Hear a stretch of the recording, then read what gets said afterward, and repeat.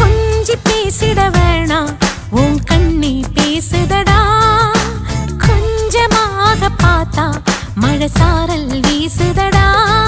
நான்